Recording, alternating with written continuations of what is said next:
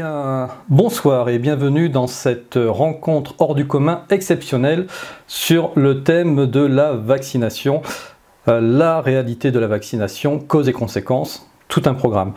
Ben oui, parce que vous n'êtes pas sans être au courant de cette nouvelle loi qui va arriver l'année prochaine avec ces 11 vaccins obligatoires. Donc, quelles pourraient être les conséquences de ces vaccins ? Quelles en sont les véritables raisons? Voilà, on va essayer de démêler tout ça avec nos spécialistes du soir. Et pour m'accompagner dans ce débat, mon ami Silvano Trottas. Salut Silvano. Salut Antoine, salut tout le monde. Alors, nous avons aussi invité un auteur qui ne vous est pas inconnu si vous suivez sa chaîne. Il s'agit de Philippe Alexandre Gendroc, auteur de Pandora 1 et 2. Salut Philippe. Bonjour à tous. Et puis, une émission comme celle-ci ne pouvait pas être sérieuse si nous n'avions pas un éminent membre du corps médical. Et nous avons demandé au docteur Jacques Laurent qui nous accompagne, le docteur Jacques Laurent, qui est auteur de Groupe sanguin 4 personnalités, le code secret décrypté. Bonsoir Jacques, comment vas-tu? Bonsoir, je vais bien et je suis ravi de pouvoir communiquer mon expérience à vos auditeurs. Voilà. Alors, petite parenthèse pour ceux qui seraient intéressés sur le livre de Jacques, nous avons fait déjà une émission qui est en cours de montage et ça se trouve au moment où vous prendrez connaissance de celle-ci, vous aurez déjà eu l'occasion de rencontrer Jacques une première fois sur la chaîne Miasme TV. Voilà. Alors, Silvano, par quoi est-ce que nous allons commencer ce soir ? C'est très difficile parce que c'est un sujet un petit peu tabou en France. Alors pourquoi il est tabou en France? Parce que la France, c'est la patrie de Louis Pasteur. C'est certainement la personnalité qui a le plus de noms de rues, d'avenues, de noms d'écoles, de noms d'universités. Je pense que dans un institut de sondage, il avait été classé deuxième homme français le plus célèbre derrière le général de Gaulle. Donc c'est une icône. Et cette émission, pour que les personnes la regardent jusqu'à la fin, je vais commencer par dire quelque chose de très fort. C'est-à-dire que tous les pro-vaccins qu'il peut y avoir au monde, y compris votre médecin, votre pédiatre, n'y connaissent strictement rien. Et quand je dis cela, je le dis en toute conscience, parce que pendant tout leur cursus qu'ils ont fait, ces médecins ont fait 3-4 heures maximum sur le sujet de la vaccination.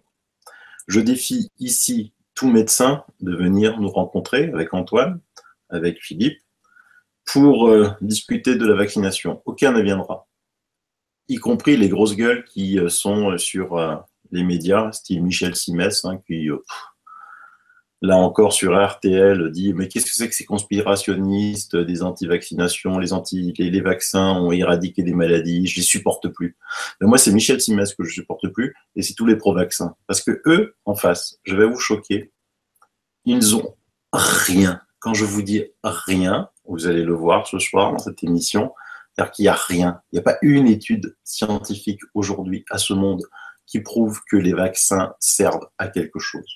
Il n'y a pas une étude scientifique dans ce monde qui peut prouver que les vaccins ont éradiqué des maladies.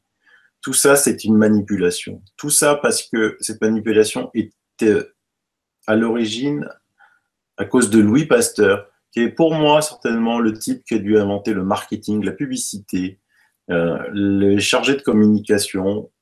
C'était tout sauf un savant. Est-ce que vous connaissez un seul livre de Louis Pasteur? Il n'y en a pas un seul. Est-ce que vous connaissez un savant qui n'a pas écrit de livre? Je n'en connais aucun. Donc ce monsieur, en plus, il a fait des notes, bien sûr, mais il avait bien précisé qu'il aimerait bien que ces notes soient découvertes quand il sera mort. Pourquoi? Parce qu'on a découvert que c'était un charlatan. C'était le plus grand charlatan que l'histoire ait connu. Et il faut vous y intéresser parce que c'est devenu un dogme. Donc ça va être très difficile pour vous de comprendre tout ce qu'on va dire ce soir. Mais pour la santé de vos enfants, essayez de rester jusqu'à la fin de l'émission et vous allez vous apercevoir qu'il y a des choses qu'on vous a dites depuis tout petit qui sont complètement fausses et on va vous le prouver. Voilà. Écoute, t'attaques vraiment très fort et puis Bon, mais tu assumes la responsabilité, effectivement, de ce que tu dis. Mais il y a quand même un médecin qui a répondu à l'appel. Alors, il fait peut-être pas partie, effectivement, des pros vaccinateurs. En tout cas, il va nous donner son point de vue. Déjà, je vais quand même profiter que tu sois là, Jacques, pour vraiment valider un sujet. Ça fait plusieurs fois que Silvano le répète à l'antenne. Est-ce que c'est vrai que pendant le cursus d'études des jeunes médecins et des jeunes internes, il n'y a que quelques heures d'amphi sur la vaccination? Oui, alors moi j'ai fait mes études de médecine il y a plus de 50 ans et je me souviens qu'au sujet des vaccinations, les cours qu'on a eus, c'était en fait le calendrier des vaccinations. On ne nous disait pas vraiment le mode d'emploi, le mode d'action, on ne rentrait pas dans le détail parce qu'on a tellement de choses à apprendre qu'on n'avait pas le temps d'approfondir. Et à l'époque du moins, je ne sais pas comment ça se passe maintenant, mais à l'époque, on avait eu très peu d'heures sur le vaccin, partant du principe que c'était il n'y avait même pas besoin de savoir en profondeur comment il agissait, puisque c'était une thérapie validée, automatique, qui caractérisait notre époque et qu'il y avait eu énormément de progrès en médecine et dans le mode de vie grâce aux vaccinations. Alors, je n'adhère pas à ce qu'a dit en introduction Silvano. Ça n'arrête pas Pasteur parce que finalement, en Allemagne, ils ont eu Koch. Et Koch s'est comporté de la même manière que Pasteur. Mais je pense qu'en Allemagne, l'État, la société allemande est moins contraignante que la société française. La société française, qui est centralisée à Paris, obéit au garde à vous jusqu'au plus profond des villages reculés des Alpes ou des Pyrénées, alors qu'en Allemagne, il y a une plus grande autonomie de pensée. Et je ne condamne pas Pasteur parce qu'en fait, il n'est qu'un paravent d'une mentalité française qui est pire que ce qu'a pu faire Pasteur, d'une part. D'autre part, dire que les vaccinations n'ont pas guéri les gens, si, justement, c'est ça le drame. C'est que les vaccins empêchent certaines maladies. Mais à quel prix? À quel prix? Moi, si j'interviens dans cette discussion, ce n'est pas véritablement pour condamner la vaccination. Je condamne la vaccination trop jeune. Faire des vaccins dès la naissance, c'est pas bon, parce que ça perturbe énormément les enfants, mais là, je pourrais en parler pendant des heures. En faire trop à la fois, c'est déjà énorme par rapport à la santé des gens. Donc, les vaccinations ont guéri des maladies, ont évité certaines maladies, mais par contre, on ne tient pas compte du tout des effets secondaires provoqués par les vaccins, et en plus, et heureusement, j'ai eu toute ma carrière professionnelle pour l'apprendre par moi-même et par l'expérience, ce que l'on pouvait faire, parce que maintenant on peut moins faire qu'avant, ce qu'on pouvait faire pour neutraliser les effets maléfiques des vaccinations. Donc voilà, ça c'est ma première introduction. Mais écoute, c'est très intéressant. Qu'on soit pour ou contre les vaccins, ce qui est important, c'est de savoir dépister les effets secondaires maléfiques de la vaccination et ce que l'on peut faire pour les neutraliser. C'est comme ça que moi, on peut progresser. Moi, personnellement, on ne peut pas forcer le gouvernement, la main du gouvernement, mais par contre, on peut convaincre les maires, on peut convaincre les familles, déjà en les mettant au courant de ce qui est bon et de ce qui est mauvais dans la démarche vaccinale. Ce qu'il y a de bon, au nom de certaines maladies, on a vacciné. Une chose de vacciner, et c'en est une deuxième, d'être financé par les laboratoires pharmaceutiques des vaccins. Ce sont deux choses différentes. Moi, personnellement, je ne pouvais pas, dans ma carrière, interdire les vaccins parce que sinon, j'aurais eu l'ordre sur le dos. Mais par contre, je disais aux maires, à l'époque, je peux vous faire les trois obligatoires, la polio, le DT polio, voilà, les trois. Mais on le fera, ne faites pas le BCG, je vous expliquerai pourquoi, ça aurait pas expliqué pourquoi. fois. Ne faites pas le BCG, ça ne sert à rien. Le vaccin de l'hépatite B dès le départ, ça sert strictement à rien. Je peux vous faire les 3 vaccins de base, mais le plus tard possible. Pas maintenant, mais quand votre bébé aura 7-8 mois. Et puis, on ne fera pas les vaccins une fois par mois, on les fera une fois tous les 2-3 mois.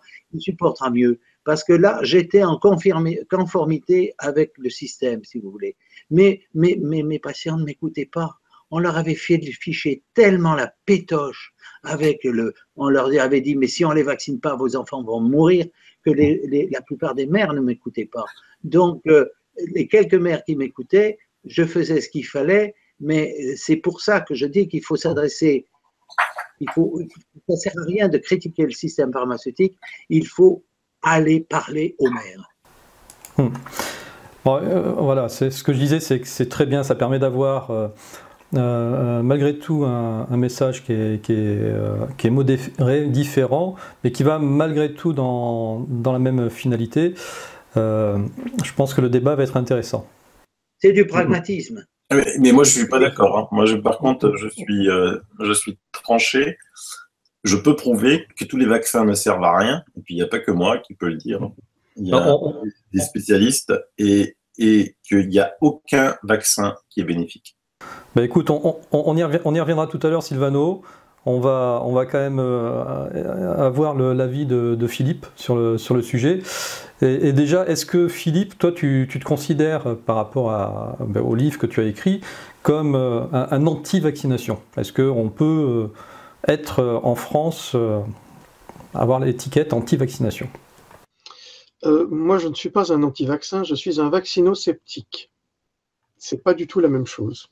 Le vaccino-sceptique, c'est celui qui demande à ce que la science donne des preuves de l'efficacité du produit. C'est pas être un complotiste, c'est juste être un scientifique qui va analyser les causes et les effets. Ce que je constate dans mes recherches, et je les mène depuis de très nombreuses années, donc je suis ce qu'on peut considérer comme un historien de la vaccination en partie, c'est que il y a des conflits d'intérêts qui sont extrêmement importants et puissants entre les laboratoires, les gouvernements et les populations qui sont à vacciner. Déjà, l'OMS en 1950 déclarait que si on avait trouvé un agent pathogène contre la rougeole, il ne fallait pas l'utiliser en vaccination. Pourquoi? Parce qu'on allait renforcer le virus de la rougeole, et c'est exactement ce qui s'est passé. On a des statistiques aux États-Unis quand, dans les années 60, on a fait une campagne de vaccination contre la rougeole absolument phénoménale. Pendant 20 ans, on n'a plus eu de rougeole. Et puis tout d'un coup, 20 ans après, elle a réapparu, plus puissante qu'avant. Et même le vaccin n'arrivait pas à soigner cette rougeole.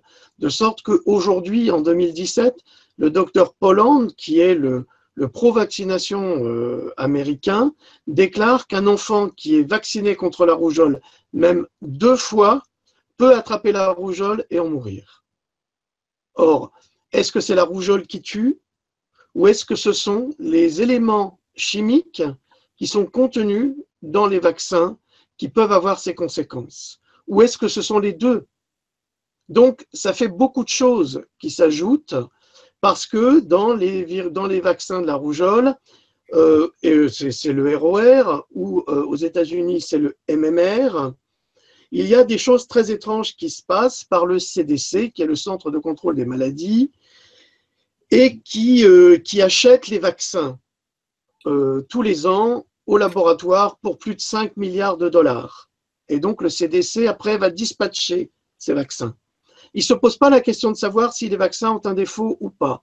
Parce qu'il y a des vaccins qui ont des défauts. Ça a été déclaré par Mike Adams, le docteur Mike Adams, qui a aussi un laboratoire d'analyse et de production de suppléments alimentaires aux États-Unis, et qui a déclaré que normalement, dans les vaccins, nous avons des souches amoindries, des souches de virus amoindries, affaiblies.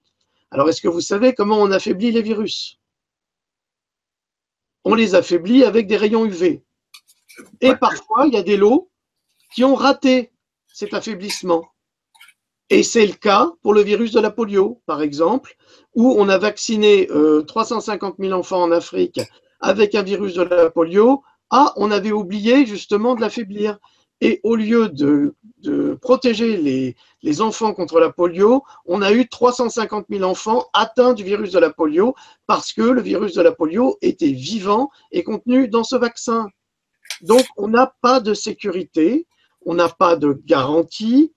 Docteur, vous avez annoncé que les vaccins pouvaient guérir, c'est certain à votre niveau, si vous l'avez étudié. Mais moi, j'ai un exemple qui est très simple et que vous pouvez trouver dans ce magnifique petit livre qui s'appelle Le chlorure de magnésium. Et il se trouve que quand on attrape la polio, si elle est traitée tout de suite, on n'a pas besoin de faire vacciner contre la polio, on peut soigner avec du chlorure de magnésium. Idem pour la diphtérie, idem pour le tétanos. Alors pourquoi s'acharne-t-on à faire des vaccins qui contiennent des neurotoxines comme le mercure, l'aluminium, du formaldéhyde qui a été mis dans les vaccins dès 1924 parce que justement ce vaccin contre le tétanos qui avait été découvert par deux médecins, un Allemand et un Japonais au début du XXe siècle, était tellement mal fichu qu'à chaque fois qu'on vaccinait les patients, il y avait des effets secondaires graves puisqu'ils avaient utilisé du sang de cheval pour cela. Et en 1924, un biologiste a rajouté du formol, donc du liquide d'embaumement, pour stabiliser les effets secondaires. Ça veut dire qu'à chaque fois, on rajoute dans les vaccins une quantité de produits qui n'ont pas à y être, parce que si moi, par exemple, je décidais de prendre une fiole dans laquelle je mettrais du mercure, de l'aluminium, du formaldéhyde, et puis des virus, et puis encore d'autres produits toxiques que le monde pharmaceutique possède, et que je mélange le tout, et que je vaccine mon enfant en disant bah, comme ça tu seras protégé contre la rougeole ou contre la grippe, par exemple. Et la grippe qui, aux États-Unis, a été considérée en 2016 comme le vaccin le plus létal. Pourquoi? Parce qu'on est passé de 25 microgrammes de mercure à 500 microgrammes de mercure. Donc, vous voyez les conséquences. Donc, au niveau de la vaccination, moi, en tant que vaccinosceptique, je voudrais qu'on m'explique pourquoi on met des neurotoxines qui sont invalidantes et qui n'ont rien à faire dans le corps humain ou dans le corps d'un quelconque mammifère, ou même dans la nature. Hein. Le mercure, c'est un métal lourd qui n'a rien à faire avec le vivant, et l'aluminium est un produit de la bauxite, synthétisé par la bauxite avec une décharge électrique et qui n'existe pas dans le corps de l'humain non plus. Donc voilà. Mais Philippe, je croyais que le mercure avait été justement interdit. Mais il n'est pas interdit. Il n'est pas interdit. Alors, il y a les déclarations du docteur Mike Adams également qui déclare que aujourd'hui, même le CDC qui affirme que des vaccins sont purgés du mercure ne le sont pas. On dit qu'ils sont amoindris en mercure, mais il y a toujours le thymérosal ou le mérasol ou le thiomérosal qui est un composé de mercure. Il y a toujours de l'aluminium, il y a toujours des neurotoxines, elles sont là. Et même quand ils disent qu'il n'y en a pas, il y en a dedans. D'accord. Alors, on laissera tout à l'heure répondre le docteur Laurent sur ce sujet, surtout que lui, dans son approche, parce qu'il a tout à fait conscience de ces poisons toxiques, il avait une approche homéopathique justement pour purger ces poisons. Mais d'abord, je vais donner la parole à Silvano. Là, pour l'instant, tout ce qui a été dit, c'est complètement faux, quoi. Parce que Philippe Alexandre, il parle de la rougeole, sans savoir que tout être humain qui naît sur Terre naît avec le virus de la rougeole. Qui le sait, ça? Pas grand monde. Tout être humain naît avec le virus de la rougeole. Et ne dis pas ça comme si je ne le savais pas. Tu sais très bien que je le sais, mais je n'ai pas eu l'occasion d'en parler. Ah, d'accord, mais comme tu parlais de la rougeole, voilà, non, donc il naît avec le virus de la rougeole. J'ai donné un exemple, comme j'aurais pu en donner un autre. Et voilà. Et comme tu as parlé de la rougeole, allez, autant pour moi. Excuse-moi Silvano, c'est quand tu dis personne ne sait, effectivement moi je ne le sais pas, hein, qu'on est avec la rougeole, mais comment est-ce que toi tu le sais? Mais parce qu'il y en a qui sont intéressés. Parce que ce que je vous dis dès le départ, c'est que les vaccinalistes, les pro-vaccins, ils n'ont aucune, et je le répète ici, aucune étude en leur faveur. C'est pour ça qu'il n'y en a aucun qui veut venir débattre, parce qu'ils n'ont rien, ils le savent, juste à part des dogmes. Par contre, les anti-vaccinalistes, étudie depuis 40 ans. 40 ans, c'est énorme 40 ans. Et tout ce qu'on a appris en 40 ans, c'est juste énorme. Donc, on sait que chaque être humain naît avec le virus de la rougeole. Et ça, évidemment, on ne va pas le dire aux médecins en formation dans les facs de médecine. Oui, mais ça signifie concrètement, je peux trouver une étude sur Internet ou alors en allant dans une bibliothèque universitaire où il y a effectivement des études qui ont été menées et qui démontrent que... Non, par contre, alternative, oui, on est avec le virus de la rougeole. Je pourrais t'envoyer tous les liens que tu veux. On est avec le virus de la rougeole. Pourquoi on est avec le virus de la rougeole? Personne n'en sait strictement rien.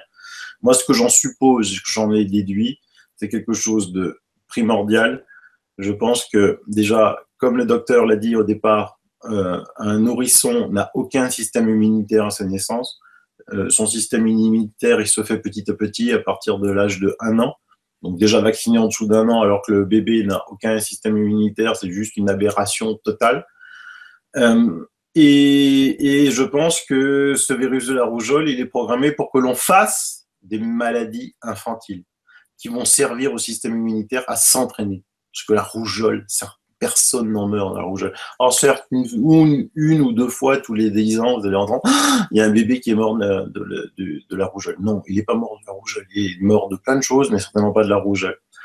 Et donc, certainement qu'il est fait pour qu'elle soit programmée, que ces maladies infantiles se fassent, pour qu'un bébé puisse s'entraîner, on va dire, un enfant, s'entraîner à combattre ces maladies et à forger son système immunitaire. On va dire que, tu sais, un grand sportif qui veut gagner une médaille d'or aux Jeux Olympiques sans s'entraîner, il n'a aucune chance. On est clair là-dessus. Donc, il faut qu'il s'entraîne tous les jours, 8 heures, 10 heures, 12 heures par jour. Le système immunitaire, il est fait pareil. Et donc, vacciner contre la rougeole, alors que c'est quelque chose avec lequel on est né, déjà, ça va donner des maladies forcément auto-immunes, iatrogènes, comme les médicaments. Il faut savoir que la première cause de mortalité aux États-Unis, c'est pas les accidents de la route, c'est pas les crises cardiaques, c'est les médicaments, l'ingestion de médicaments.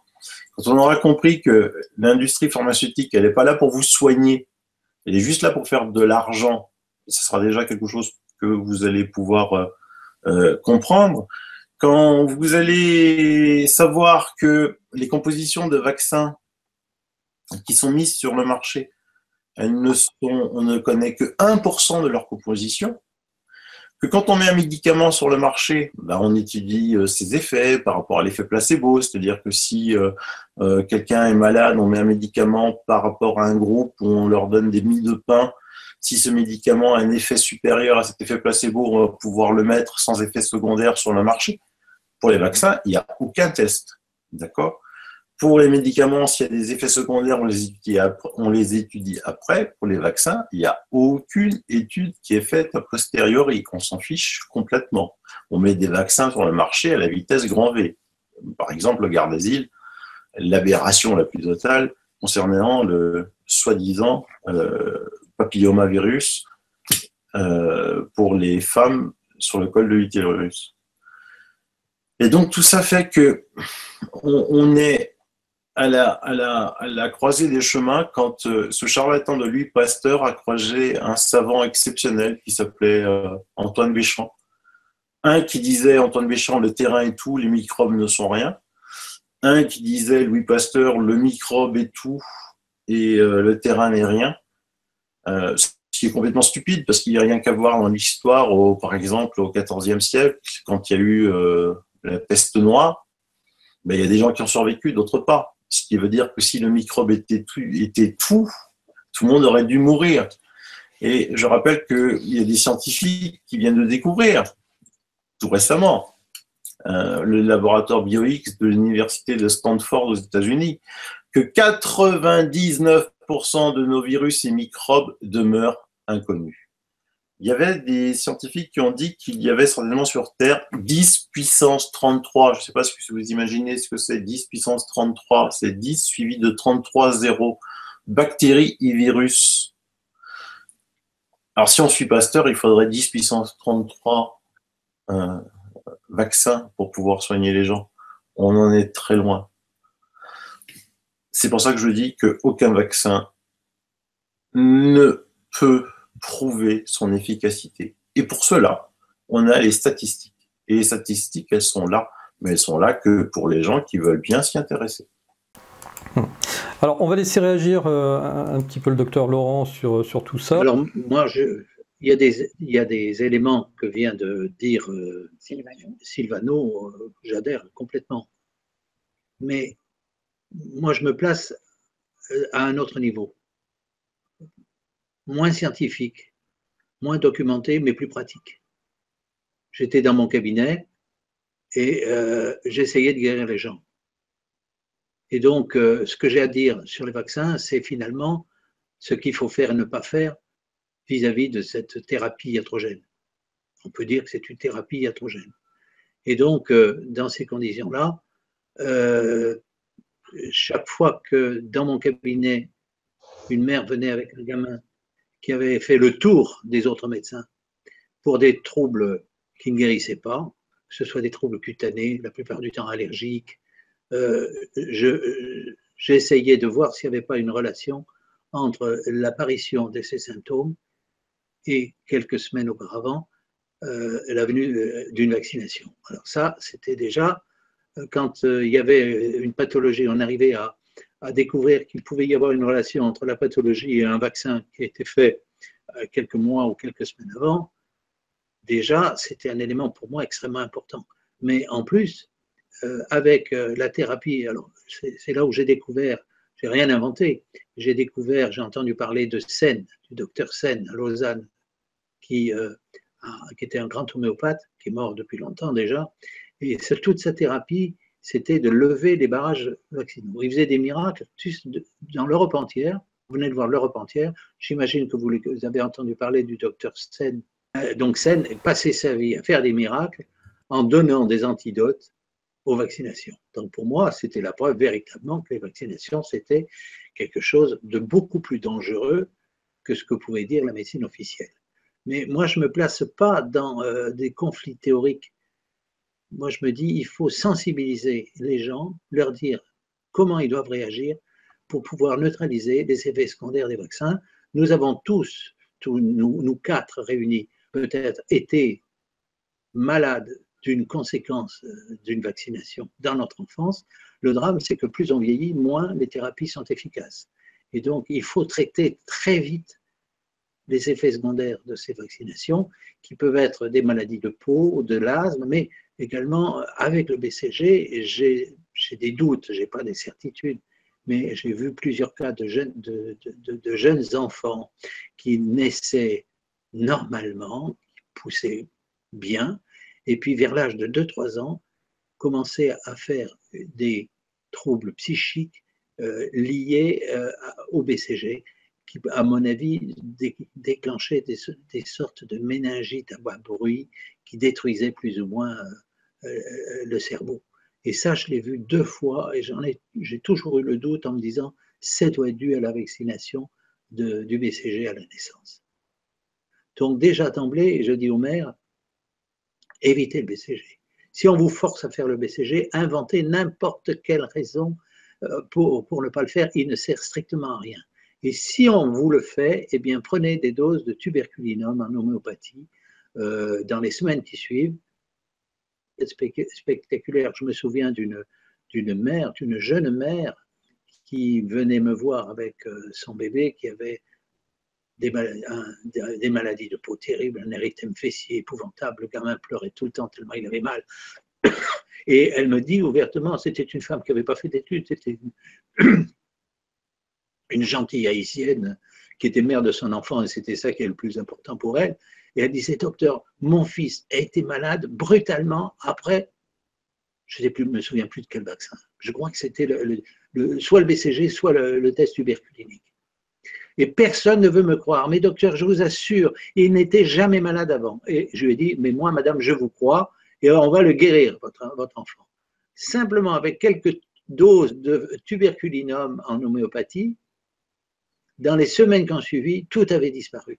Mais moi, je suis grand-père. Mes petits-enfants, ils ont subi la dictature vaccinale des endroits où ils vivent. J'ai une fille qui habite et qui a accouché à Dubaï. On lui a même pas demandé son avis. Le bébé a eu son BCG. J'ai un fils, j'ai une fille qui a eu à Londres. J'ai un autre enfant qui vit au Danemark. C'est pareil. Il y a une dictature. Il n'y a pas qu'en France. C'est partout. Il y a une dictature. Eh bien, dès que mes filles étaient au courant, dès qu'elles ont accouché, dans les jours qui ont suivi, je leur ai fait prendre des médicaments homéopathiques. Et ce qui est très étonnant, c'est que ont suivi, là, au point d'injection du vaccin, il y a eu un gros abcès qui est sorti, comme si le corps éliminait toutes les toxines liées au vaccin. Et là, un allopathe ne peut pas comprendre cette réaction. Pour comprendre cette réaction, il faut connaître la loi de Hering, que vous connaissez, une maladie superficielle soignée qui disparaît, mais quelque temps après, une maladie profonde apparaît, c'est la même maladie que le médecin a aggravée. Si au contraire, une maladie grave, avec un traitement, disparaît et qu'on voit apparaître une maladie superficielle, genre rhume, problème de peau, c'est un bon traitement. Mais ça, on ne peut pas l'expliquer aux médecins allopathes, ils ne comprennent pas. Mais par contre, on peut l'expliquer aux mères, parce qu'elles ont beaucoup plus de bon sens. Les mères, elles se fondent sur leur vécu. Les médecins, d'une manière générale, ils se fondent sur ce qu'on leur a appris, et malheureusement, beaucoup perdent l'esprit critique et restent accrochés à la vérité officielle. Et donc, mes filles, elles ont vacciné comme elles ont pu, parce qu'il fallait que les enfants aillent à l'école, mais c'était quand même une époque où on pouvait s'opposer au vaccin facultatif. Donc, elles ont fait le DT polio. Chaque fois, je leur donnais l'antidote homéopathique et tout allait bien. Ils ont bien grandi. Mais manque de chance, cette démarche homéopathique qu'utilisait, je n'étais pas le seul à le faire, beaucoup de médecins qui s'intéressaient aux médecines alternatives, comme je l'ai fait, étaient au courant, comme il faut être également au courant des recherches de Madame Kousmine, qui met en relation entre le cancer et les vaccins. On pourrait en parler, ce serait passionnant ça aussi. Mais ça, on le sait, vous trois, vous le savez tout ça, mais les gens ne le savent pas, et c'est eux qu'il faut convaincre. Et pas par des arguments scientifiques qui leur échappent, il faut leur parler de façon pratique. Et donc, pour en revenir à cette thérapie de levée de barrages vaccinaux, mais le lobby pharmaceutique savait, et le sait que c'est efficace. Et qu'est-ce qu'elle a fait? Eh bien, il est impossible maintenant de pouvoir se procurer les médicaments homéopathiques qui levaient les barrages vaccinaux. On est obligé d'aller commander en Belgique ou en Espagne des doses homéopathiques qui lèvent les barrages vaccinaux. Mais en France, là où auparavant, il y a une dizaine d'années, le pharmacien lui-même pouvait vous procurer par le biais de Dolisos ou de Dolisos essentiellement, l'antidote homéopathique, c'est plus possible. Donc on vit dans un drame. C'est un drame catastrophique parce que toutes ces 11 vaccinations obligatoires, ça va nous faire des cancéreux, ça va nous faire des débiles mentaux, ça va nous faire des malades, à ne plus savoir qu'en faire. Mais si, moi je ne peux rien faire d'autre que dire aux gens, essayez de vous procurer des souches homéopathiques qui lèvent les barrages vaccinaux. Voilà mon message. Ok, merci pour ce message. De toute manière, on y reviendra sur ces relations entre homéopathie et vaccin. Si on peut avoir une liste un petit peu complète, voilà, ça peut être intéressant. Isothérapie, parce qu'on rend qu'avec quelques médicaments homéopathiques, ça va guérir. Non, il faut tout simplement donner l'isopathique du vaccin. C'est même plus de l'homéopathie finalement, c'est hyper simple. Okay. Il n'y a même pas besoin de se poser de questions. DT polio, eh ben on donnait la dose de DT polio, le tube de DT polio, tout simplement, 5, 7, 30 CH. Il y a encore quelque chose qui fonctionne aussi très bien, c'est que pour une maman qui n'a pas le choix, mais bon, il y a le choix, donc je l'expliquerai après comment on peut avoir le choix contre lutter contre ces 11 vaccinations soi-disant obligatoires qui ne le sont pas du tout, parce que c'est juste un abus de pouvoir. C'est dès que, mais si au cas où, juste là, un petit remède en passant, c'est dès que le médecin il a pratiqué son injection de merde, de poser une énorme couche d'argile verte à l'endroit de l'injection. Et l'argile verte a ce pouvoir d'absorber absolument tout ce qui s'est passé, quoi. Je retiens la recette. Voilà. Alors Philippe, pour rebondir sur ce que disait donc le docteur Laurent, là il y a des éléments intéressants que j'ai notés. Finalement, ça se passe partout, qu'on soit au Danemark, voilà, en Angleterre ou à peu près dans n'importe quel pays. Non, ça se passe partout et en plus. Non, ça se passe pas partout. Ah, ça se passe pas partout. Pas du tout. Dans les pays nordiques, il n'y a aucune obligation vaccinale. En Suède, au Danemark, en Norvège, il n'y a aucune obligation vaccinale. D'accord, donc la question, c'est est-ce qu'ils en sont. Allemagne non plus, à part un vaccin obligatoire. En Italie, c'est différent. Évidemment, il y a un gros problème. Mais... Depuis peu, depuis que les socialistes sont arrivés au pouvoir. Hein, absolument. Question vaccinale. Et il y a même des députés qui se battent avec les citoyens dans la rue, ce qui est exceptionnel, puisque chez nous, il n'y a aucun député qui va mouiller sa chemise. Il n'y a aucun membre de parti politique qui va mouiller sa chemise. Mais non, c'est pas partout pareil, hein, faut pas croire. Alors Philippe, les pays qui sont exemptés, la question qu'on se pose de suite, ils sont, si on en suit la logique de la vaccination, ils sont donc forcément tous plus malades. Mais pas du tout. Bah oui, t'as bien vu que j'y croyais pas dans ce que je disais. Hein. Absolument pas. Absolument pas. Il y a une enquête néo-zélandaise qui a été faite il y a... elle a été refaite d'ailleurs, qui a été faite il y a plus d'une vingtaine d'années sur des enfants vaccinés et des enfants non vaccinés. On s'est rendu compte que les enfants vaccinés avaient tous des pathologies, comme l'a décrit le docteur Laurent, de l'asthme, des problèmes respiratoires, bronchites et oreillons, enfin des infections de toute la sphère ORL, du diabète de type 1, enfin bref, des allergies terribles, épouvantables. Et ça, on a expliqué, c'est le docteur Adams qui a aussi expliqué pourquoi on pouvait avoir des allergies aux arachides, parce qu'on n'a jamais eu d'allergie aux arachides aussi puissante qu'on a aujourd'hui. Un gosse touche une arachide, il en meurt, mais parce qu'on a utilisé dans les vaccins justement des substituts d'arachides, des huiles, on a tout mélangé, on mélange avec de l'ADN animal, de l'ADN humain, enfin c'est une vraie monstruosité quand on regarde scientifiquement ce que c'est qu'un vaccin. Donc, en règle générale, je me suis peut-être un petit peu énervé comme ça parce que je trouve que c'est absolument monstrueux et qu'on constate que les enfants non vaccinés sont en meilleure santé que les enfants vaccinés. Et le drame, c'est que le drame, c'est que également les médecins, les bons médecins comme le docteur Laurent, doivent s'acharner à trouver des solutions pour minimiser les dégâts des vaccins. Or, c'est toujours un pis-aller et ça ne règle pas complètement le problème parce que quand il y a du mercure, le mercure, on n'arrive quasiment pas à le retirer du cerveau et il va se loger dans le cerveau. Et l'aluminium, alors évidemment, on va nous dire oui, on a aussi de l'aluminium dans l'eau de consommation, dans les déodorants, dans plein de choses, on a de l'aluminium. Mais l'aluminium ingéré et l'aluminium qui a été vacciné en intramusculaire ne prend pas la même direction. Et on sait très bien qu'en intramusculaire, il va directement dans le cerveau. Et alors, pour s'en débarrasser, c'est la croix et la bannière. Alors, il existe aujourd'hui, alors le docteur Laurent a des remèdes homéopathiques, mais aujourd'hui, on a fait des découvertes aux États-Unis avec ce qu'on appelle le GC-MAF. Alors, le GC-MAF, c'est un booster dans le système immunitaire qui va permettre un développement des macrophages qui ont été bloqués par une enzyme qui s'appelle la nagalase et qu'ils ont intégré dans les vaccins. Il y a 5 médecins qui ont été assassinés et qui ont perdu la vie à cause de cette découverte aux États-Unis, en Floride.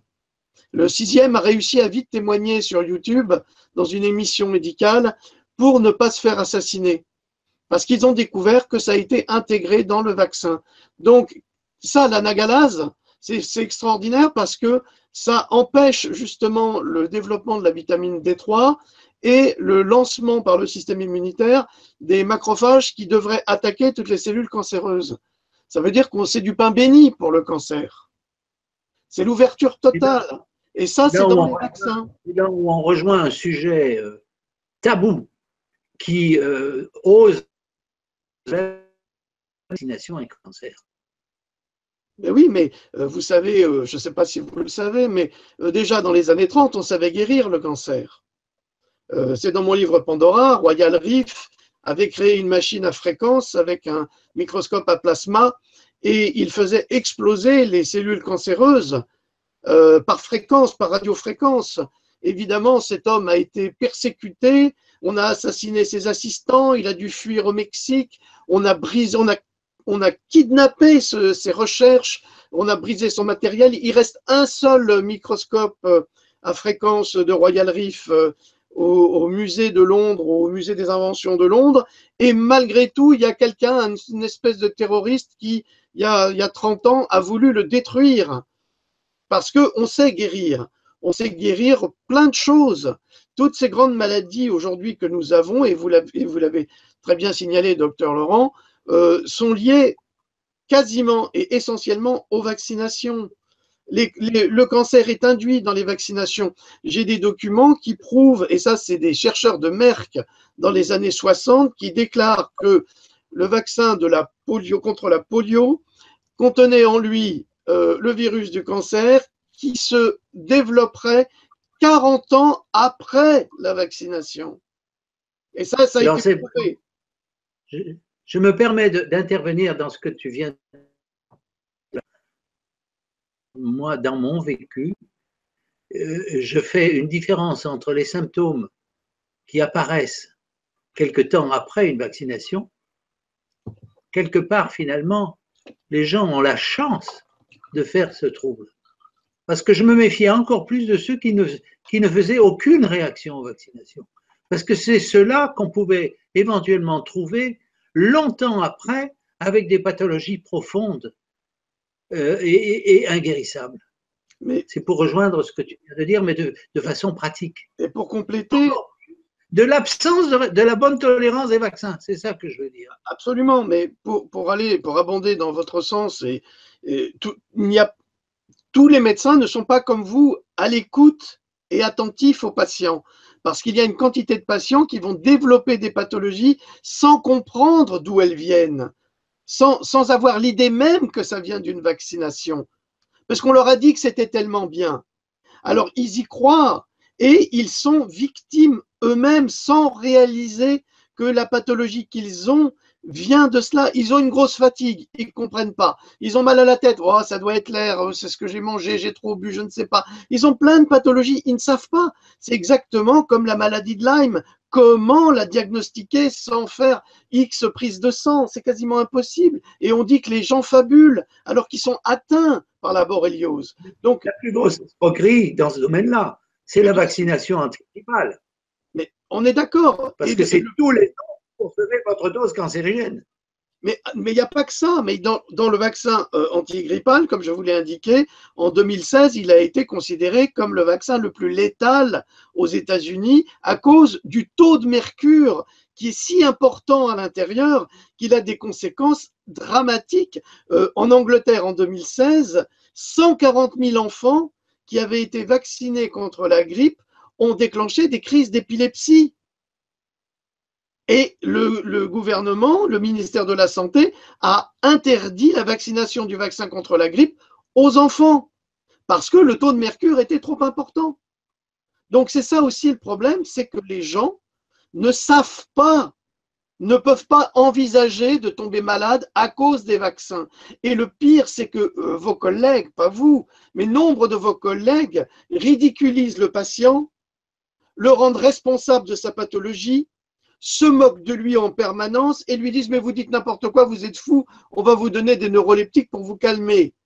C'est exactement le problème. Moi, j'ai des témoignages comme ça qui sont bouleversants de personnes qui ont développé des maladies suite au vaccin, comme la myofascite à macrophage, à cause du taux d'aluminium dans les vaccins, et qu'on a traités mais comme des renégats, parce qu'ils étaient malades. Mais pourquoi, Philippe? Parce que Dr Laurent, il l'a dit au début. C'est que, en fait, le système, il tient le système. C'est-à-dire que tu fais des études de médecine, tu rentres un petit peu parce que tu as envie d'être médecin. Donc déjà, la sélection, elle est rigoureuse. Hein, n'oublions pas, la première année de médecine, elle est crème. Donc on passe. Je viens de rappeler tout à l'heure, et Dr Laurent l'a confirmé, que la vaccination, c'est quelque chose qui dure sur un item de X années de médecine, 3-4 heures. Donc en fait, on leur dit, la vaccination, c'est ça, le calendrier vaccinal, c'est ça, on vaccine les bébés, on vaccine de ça. Et ensuite, ben voilà, ils ont fait des dettes pour pouvoir être médecins. Ils se retrouvent être médecins, ils ont leur premier cabinet, et ben ils sont obligés de vacciner.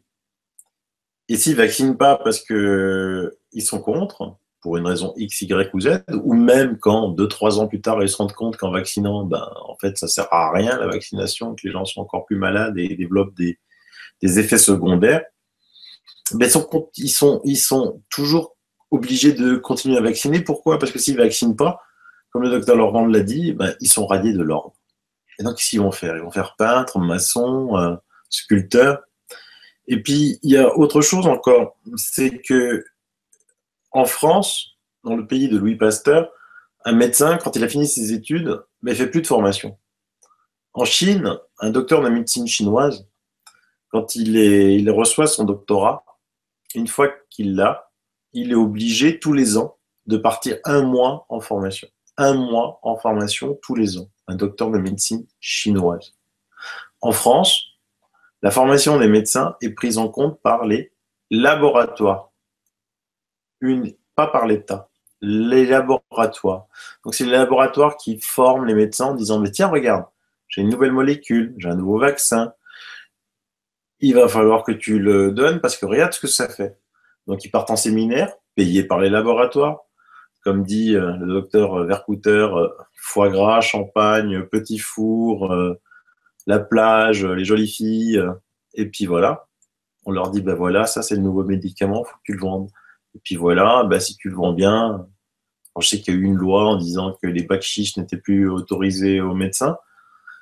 Mais bon, ça reste des vacances déguisées, ils trouvent toujours des moyens pour. Et c'est à l'instar de ce qui se passe en Chine.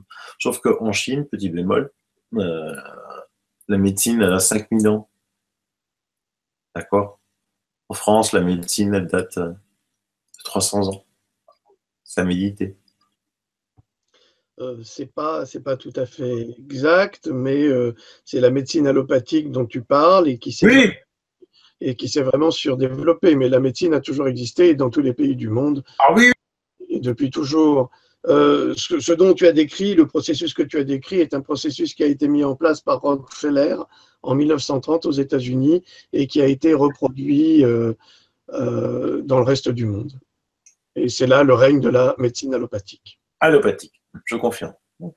Donc, et la différence fondamentale entre la médecine chinoise et la médecine allopathique, c'est que la médecine chinoise considère l'individu, son intérieur, son rapport à l'univers et à sa maladie, alors que la médecine allopathique a le devoir de soigner les effets, mais pas la cause. Exactement. Et la médecine chinoise considère aussi les énergies, ce que la médecine allopathique ignore complètement encore en 2017. Absolument, parce qu'on ne soigne pas de la même façon. En fait, naturellement, ce que vous dites, il y a une part de vrai, mais il y a un peu quand même de part de... c'est un peu excessif d'essayer que le pot de terre passe contre le pot de fer. Mais il y a une chose à laquelle j'adhère complètement avec ce que vous venez de dire, c'est en fait, nous sommes piégés dès le départ par une médecine faussée, dont la définition est faussée dès le départ. La définition de la santé, de la bonne santé et de la maladie, ça a été décrit par l'OMS en 1948. Et donc, la définition de la santé depuis 1948, c'est la sensation de bien-être du corps et de l'esprit, alors qu'aucune analyse scientifique ne vienne contredire cette sensation.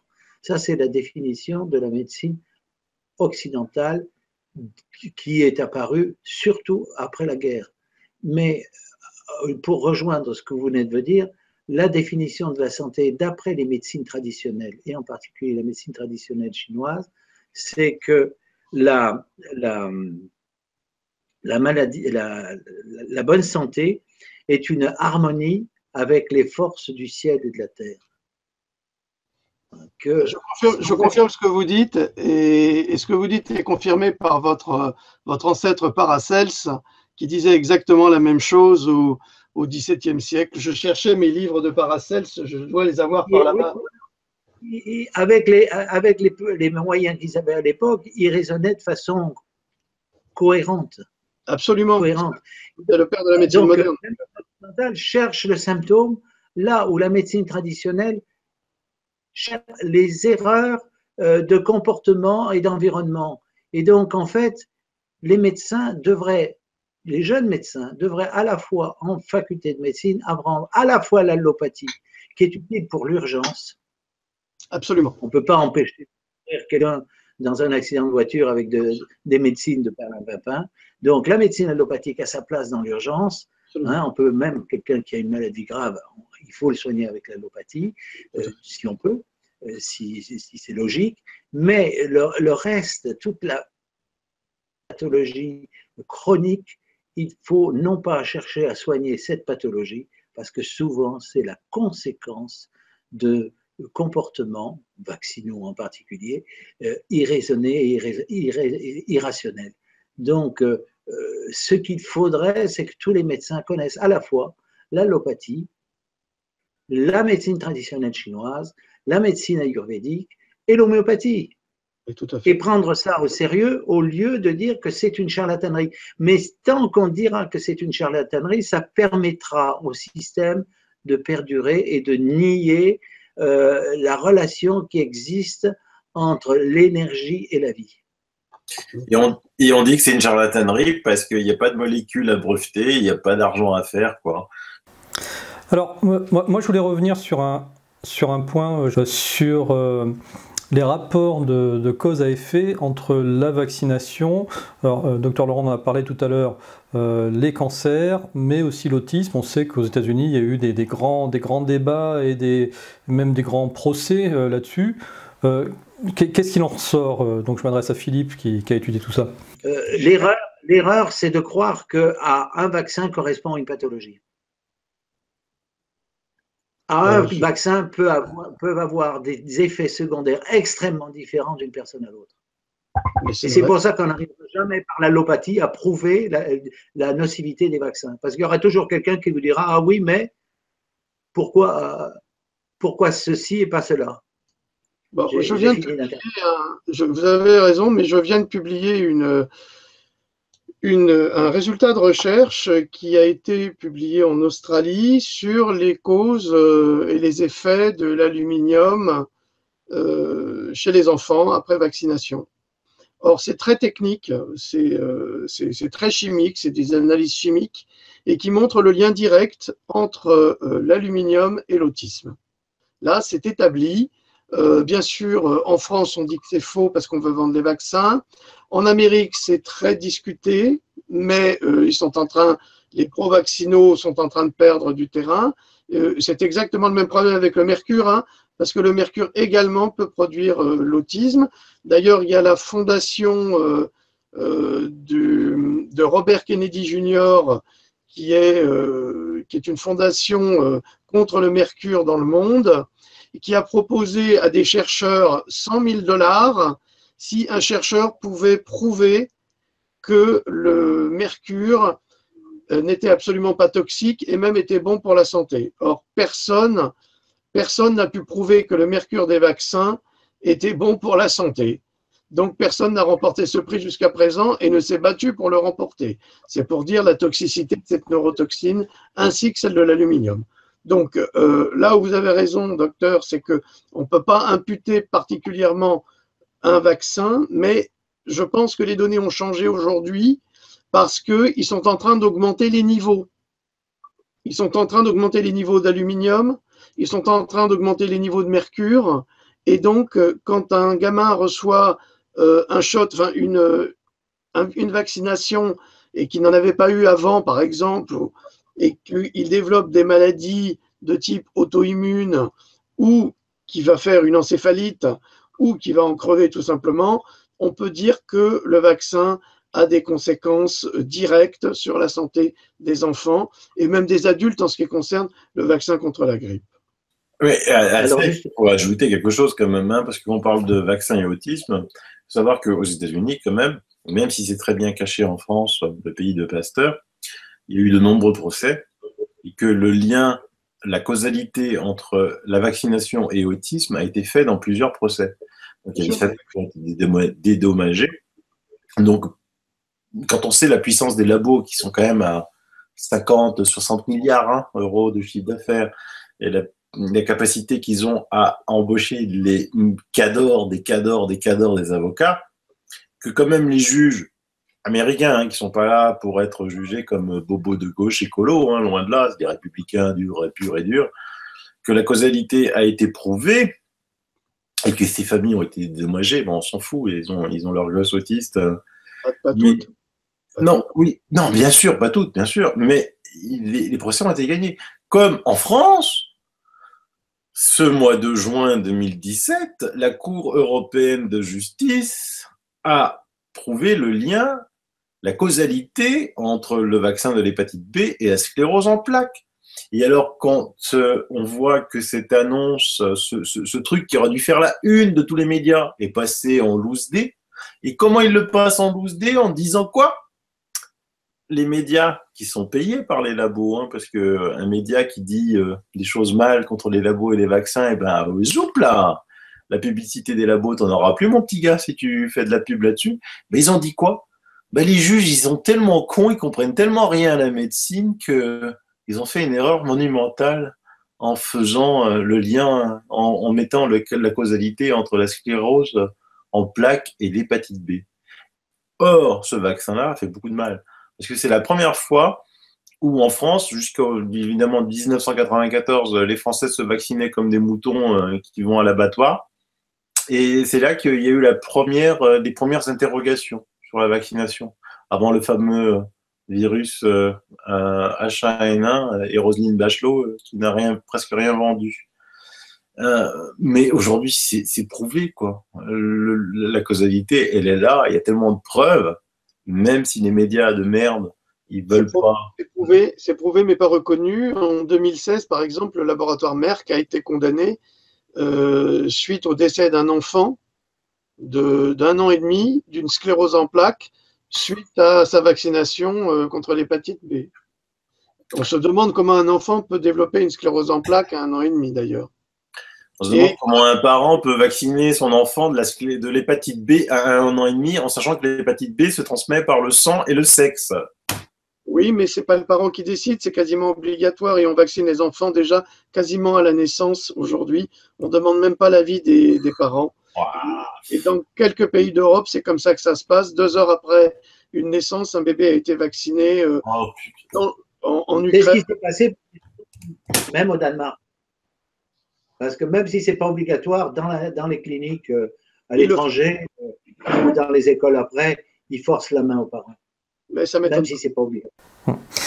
Rappelez-moi, là, dans les 11 vaccins de 2018, la vaccination contre l'hépatite B est dedans, non? Oui, bien sûr. C'est aberrant de vacciner contre l'hépatite B un enfant ou un nouveau-né. Il ne va pas avoir de rapport sexuel, il ne va pas se piquer il ne va pas se shooter à l'héroïne, donc il ne va pas s'échanger ses seringues avec son voisin de couffin, donc c'est complètement aberrant. Mais ça, je pense que c'est en rapport aussi avec le développement de la pédophilie et des droits sexuels où tout est ouvert aujourd'hui. Donc voilà. Moi, je voulais pour revenir sur cette vaccination des 11 vaccins en France en 2018, j'ai l'impression que ça a créé une sorte de mouvement de panique dans la population française qui finalement, même si jusqu'à maintenant ne s'intéressait pas trop à ce sujet des vaccins, elles comprennent bien que prendre un shoot de 11 vaccins comme ça du jour au lendemain, Surtout que ça n'a pas été testé, hein, si je comprends bien par rapport à tout ce que vous avez dit depuis le début.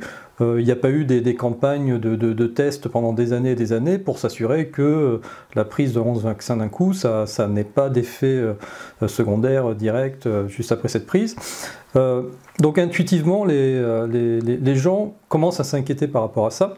Et je voulais lire un article du Code de Nuremberg.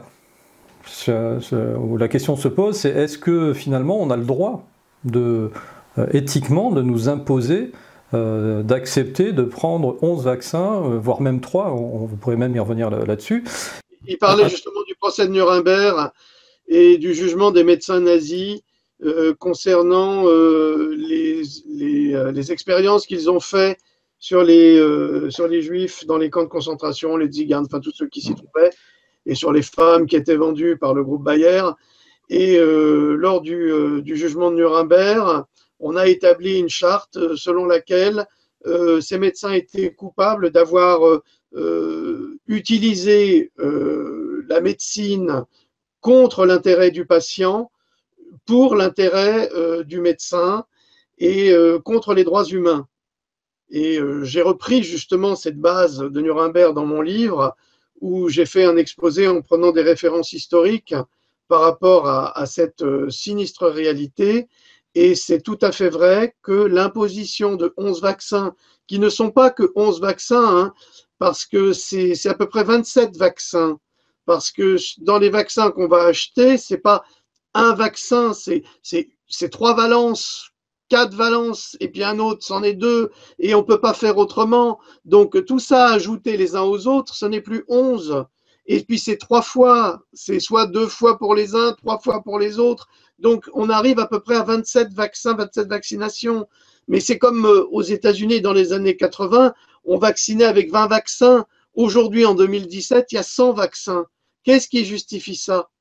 Qu'est-ce qui justifie le fait que les enfants seraient plus malades aujourd'hui qu'ils ne l'étaient hier? Donc, c'est là où je rejoins Silvano sur l'arnaque financière, l'appât du gain de la part des laboratoires qui vont inventer des pathologies contre lesquelles nous protéger. Or, nous savons que les épidémies, c'est la peste par exemple, il a parlé de la peste, Silvano. Donc, le problème de la peste, elle s'est développée du XIIIe siècle au XVIIIe siècle, pendant 5 siècles. Ensuite, elle s'est éteinte d'elle-même, parce que les maladies ont des cycles. Les épidémies ont des cycles. La tuberculose, on a compris que le développement de la tuberculose, par exemple, était lié au développement de la canne à sucre, enfin pas de la canne à sucre, et de la betterave à sucre au XIXe siècle, parce que le sucre était vraiment le ferment des bacilles et des virus. Donc, ils se nourrissaient de ça. Et on s'est rendu compte que ce n'est pas les vaccins qui mettaient un terme. Ce n'est pas un vaccin, par exemple, qui a mis un terme à la variole.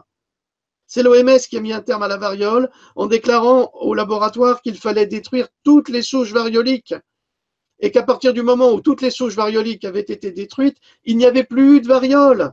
Et que si on analyse l'histoire avec Jenner, qui a commencé ses vaccinations au XVIIIe siècle sur la variole, on s'est rendu compte que toutes les personnes qui étaient atteintes et qui en mouraient étaient des personnes vaccinées.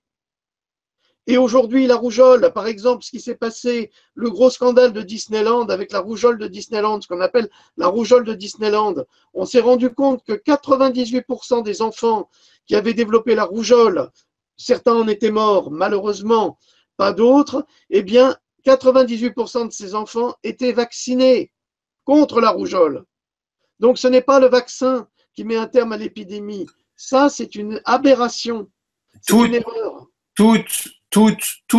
Chaque fois, la première chose que les pro-vaccins te montrent, te disent vous êtes des ignares, vous êtes des arriérés parce que grâce au vaccin, les maladies ont été éradiquées. Mais tu peux prendre toutes les ABAC parce qu'on a les chiffres. Quand tu as on a ordonné le nombre de. Alors, 19e siècle, hein, c'était là, ça chute. Et puis, d'un coup, tu as le vaccin qui est là. D'accord? Introduction du vaccin. Alors, il y a pop, ça remonte et après ça rechute. Alors eux, ils gomment la remontée parce qu'ils disent non, mais ça c'est rien à voir. Et puis ils disent regarde comme ça a baissé. Et donc ils prennent par rapport à là, quoi, au lieu de prendre à là. Et ça, pour toutes les maladies. La vaccination n'a engendré aucune régression. C'est-à-dire que toutes les maladies étaient fortement en régression. Et c'est à partir du moment qu'on a introduit le vaccin qu'elles étaient dans cette pente descendante complètement symbolique. Je vous donne un exemple. Parce que suite à l'hépatite B en 94, les gens ils ont dit ah non, on veut pas se faire vacciner, les labos ils ont dit oh purée, quand même on perd un peu d'argent quoi. Et donc qu'est-ce qu'ils ont inventé? Ils ont inventé le vaccin contre la varicelle. Or, tu sais que quand même, depuis des lustres, la varicelle, c'est quand même une maladie infantile, considérée complètement bénigne, sans séquelles complications, sauf quelques petits boutons. Et évidemment, il faut juste veiller à ce que on ne gratte pas pour pas que ça fasse un petit peu des cicatrices. Elle guérit sans soin et en quelques jours. Ma fille a eu la varicelle, en 2 jours, elle était guérie. En 48 heures, elle était guérie. Sans rien. Je ne l'ai même pas emmené chez le médecin. J'ai reconnu les boutons de la varicelle. Et je l'avais dit à Philippe Alexandre, bon, au bout de 2 jours, elle voulait pas. C'était samedi, c'était le vendredi soir, donc le samedi, dimanche, le lundi matin, elle était guérie. C'est une petite fille, elle était coquette, elle avait encore 2-3 boutons là, elle voulait pas aller à l'école. J'ai dit, allez, tu auras 2 jours d'école. 2 jours d'école, c'est rien. Et puis avec des huiles essentielles, je lui ai fait disparaître ses boutons en 2 jours. Elle est retournée à l'école le jeudi, parce qu'à l'époque, le mercredi était encore un jour sans école. Et donc, on estime que 90% des Français sont immunisés naturellement. Et donc, qu'est-ce qu'ils ont inventé? Le vaccin contre la varicelle. Mais alors, évidemment, pour le vendre, qu'est-ce qu'ils ont dit? Ils ont dit que c'était une maladie grave, très contagieuse, qui préoccupait les instances médicales. Je lis le livre de Sylvie Simon, les plus grands mensonges sur les vaccins. Au fil de temps, les nouvelles se faisaient plus alarmantes. La maladie évoluait vers des formes très sérieuses. Enfin, la varicelle est soudain devenue mortelle, tuant même des enfants en bonne santé. Et non seulement elle s'est aggravée, mais les cas se sont multipliés de manière fort inquiétante. La France est au bord de l'épidémie, apprenait-on en 2004. Voilà. Donc ils ont fait le vaccin contre la varicelle, évidemment. Des parents apeurés. Qu'est-ce que c'est que la varicelle? On vaccinait les enfants contre la varicelle. Alors, petite histoire, j'habite un petit village, je l'ai raconté à Philippe, de 900 habitants. Et donc, ma fille, j'ai averti l'école qu'elle avait la varicelle. C'était un mois de février. C'était un vendredi soir d'un mois de février. Elle est retournée à l'école le jeudi. Elle n'avait plus rien. Et évidemment, toute sa classe était vaccinée contre la varicelle. Et comme j'étais un petit peu un Fox Mulder du village, parce que tout le monde savait que j'avais vacciné ma fille en rien, la bonne santé des enfants non vaccinés, eh bien, tous les parents qui s'y ont dit à leurs enfants quand ils ont été informés dans le cahier de liaison que ma fille avait la varicelle, c'est parce que son père, il est stupide, il est idiot. Il n'a pas vacciné sa fille comme toi tu l'es. Donc évidemment, ma fille m'a rapporté tout ça quand elle est rentrée le jeudi en disant « Papa, tu sais, tous mes copains m'ont dit que tu étais idiot parce que tu ne m'avais pas vacciné. C'est pour ça que moi j'ai eu la varicelle et pas eux. » Je dis bah, « Écoute, laisse tomber. » On a des relations très fusionnelles avec ma fille, donc c'est très bien passé. Mais manque de bol, en juin, une épidémie sur toute la France de varicelle, mais monstrueuse. Ils l'ont tous eu, tous, sans exception. Par contre, ma fille l'a pas eu. Non, elle n'a pas eu parce qu'elle avait déjà eu, et naturellement, quoi, c'est-à-dire sans vaccin. Par contre, elle avait raté 2 jours d'école. Le plus a raté, le moins a raté 2 semaines d'école, et le plus 3 semaines d'école. Et j'ai peur, hélas pour eux, qu'il y ait des séquelles plus tard encore dans leur vie d'adulte. Parce qu'avoir ce vaccin qui est complètement pourri, avoir eu la varicelle, avoir lutté 2 ou 3 semaines, ça fera d'autres séquelles. Et après, tous les parents qui sont venus me demander à la sortie de l'école, quand j'allais chercher ma fille le vendredi soir, mais pourquoi nos enfants ont eu la varicelle alors qu'ils étaient vaccinés contre? Et là, leur expliquer que les vaccins ne servent à rien, c'est quelque chose de très, très difficile, je le conçois. Alors, Jacques, cet exemple, ce témoignage, ça t'évoque quoi? Voilà, pour rejoindre ce que vient de dire Sylvanou, moi, au sujet de la varicelle, en fait, vaccination contre la varicelle, ni pour les oreillons, ni la rubéole. On voyait ces maladies et elles étaient bénignes. Et c'était très net, après que les enfants aient eu ces maladies infantiles, ils prenaient de l'appétit, ils grandissaient, c'était spectaculaire. Et ça, la plupart des pédiatres qui avaient du bon sens l'avaient remarqué, je n'étais pas le seul à l'avoir remarqué. Mais depuis qu'il y a la vaccination contre la varicelle, ce que l'on voit, vous voyez jamais avant, c'est l'explosion du herpès ou du zona, parce que les virus sont proches.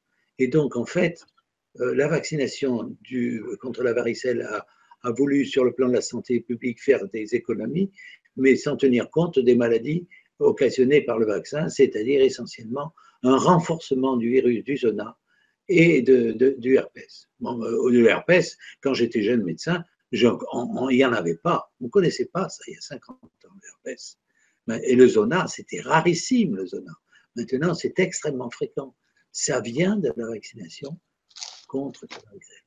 Et docteur, je profite de vous avoir là.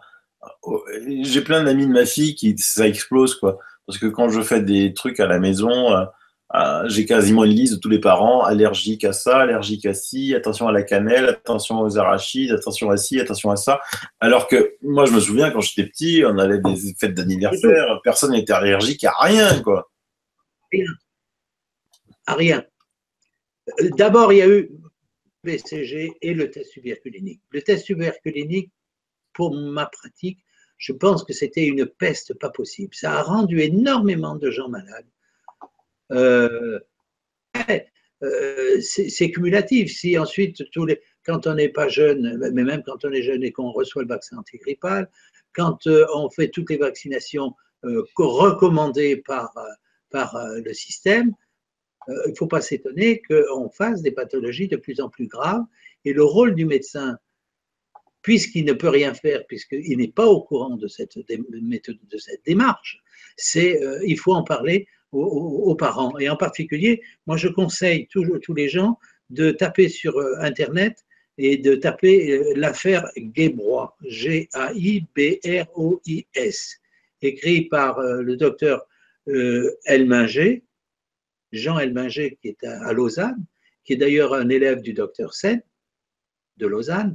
Alors, c'est un cas exceptionnellement passionnant et qui explique tout ce qu'il a pu faire pour guérir un enfant qui avait été complètement rendu gravement malade dans de nombreux domaines et sur le plan psychique. Donc, c'est là où on peut effectivement envisager les maladies actuelles qui concernent notre jeunesse. Et sa démarche, il l'explique bien, physiopathique vaccinaux. Donc ça, je le conseille, hein, vous étiez peut-être au courant, mais l'affaire Guébrois de Jean Elminger, tous les médecins devraient l'avoir lu et les parents qui connaissent un peu la médecine devraient l'avoir lu. Et il faudrait également que les gens soient au courant des travaux de Madame Kousmine en relation avec les souris cancéreuses. Eh ben, la méthode Kousmine. Mais docteur, le problème de ces médecins, bon, moi, j'en connais plein des médecins. Je discute avec eux. Ils connaissent ma position. Ils savent que je ne vais pas leur dire leur nom et que jamais de la vie je m'autoriserai à le faire. Ils sont tous anti-vaccins. Tous. Enfin, ceux que je connais, ils ne vaccinent pas leurs gosses. On dit dans des statistiques, je ne sais pas si c'est vrai ou pas, que 85% des médecins ne vaccinent pas leurs gosses, mais qu'ils n'ont pas le choix, ils n'ont pas le choix. Parce que sinon, ils sont radiés de l'ordre. Oui, oui, tout à fait. Tout à fait, j'imagine que beaucoup de médecins, il y en a quand même hein, encore des dictateurs de la vaccination. Oui, oui, oui. Il y en a encore, il y en a. Ouais. Il est certain qu'ils vaccinent parce qu'ils ont l'obligation de vacciner, mais leurs propres enfants, c'est le cas. Moi, j'ai 3 enfants, j'ai une fille de 45 ans, j'étais jeune médecin, elle était vaccinée comme tout le monde, mais ma dernière, qui en a 35, elle n'a quasiment jamais été vaccinée, et elle est belle comme tout, elle n'a jamais été malade. Les statistiques sont là, hein, c'est quand même un pédiatre, hein, que les parents s'intéressent. On ne le fait pas avec la patientèle. La bonne santé des enfants non vaccinés, les statistiques sont présentes dans tous les domaines, les enfants non vaccinés, dans toutes les ABAC, ont moins d'allergies, ont moins d'asthme, ont moins de maladies que les enfants vaccinés. Et dans le monde entier, c'est une pédiatre, Dr Françoise Berthoud, qui a écrit ce livre. Il n'y a pas photo, quoi. Ils n'ont rien en face. Ce que je n'arrête pas de dire, en face, ils n'ont rien. Donc, moi, ce que je dis aux maires, dès qu'il y a une pathologie, voyez un médecin qui fait la démarche et s'il n'y a pas un vaccin qui a été fait quelque temps avant. Moi, je ne me non pas dans l'opposition au système parce que je serais broyé, je me place dans l'adhésion avec les parents qui, eux, sont perturbés, qui ne savent plus à quoi penser et il faut les guider pour penser correctement. Mais évidemment, bien sûr. Bien sûr. Alors, il faut quand même savoir que suite à cette décision, hein, quand même, c'est important quand même de la décision de la Cour de justice européenne qui fait le lien entre la sclérose en plaques et le vaccin contre l'hépatite B, sans oublier, pardon, que il y a eu une décision de la Cour de cassation datant de février et d'octobre 1997 qui dit que le médecin et tous ceux qui réalisent la prescription ont la charge de prouver qu'ils ont donné une information claire et loyale et appropriée sur les effets secondaires majeurs et mineurs des vaccins, de façon à permettre à la personne de donner son consentement. Il ne faut pas ignorer les effets secondaires. Ben voilà. Personne ne cherche une relation entre pathologie et vaccin. Personne. Ben oui, alors que pour les médicaments, oui, mais pour les vaccins, non. C'est pour ça que, comme Philippe le disait, dans les vaccins, on a encore autorisé à mettre du mercure et de l'aluminium, alors qu'on dit que le mercure, c'est le plus grand poison de la Terre, un des plus grands poisons de la Terre et qu'il ne le faut pas, mais dans les vaccins, oui. On dit qu'il ne faut plus mettre d'aluminium dans les déodorants, mais dans les vaccins, oui. Sans compter tous les nanoparticules qui sont présentes dans les vaccins et qu'on ne sait pas vraiment à quoi elles servent. Et donc, il faut que le médecin il soumette la composition du vaccin, ses effets indésirables, ses effets secondaires, afin de permettre à la personne de donner son consentement ou son refus éclairé. Et ben voilà, parce que l'obligation vaccinale, c'est un médicament, excusez-moi, et donc la personne peut accepter ou refuser, malgré que Macron a décidé, lui et son gouvernement, que 11 vaccins soient obligatoires et qu'il y a des amendes si on ne le fait pas. Il y a des instances qui sont bien supérieures à la loi française. C'est la Cour de cassation.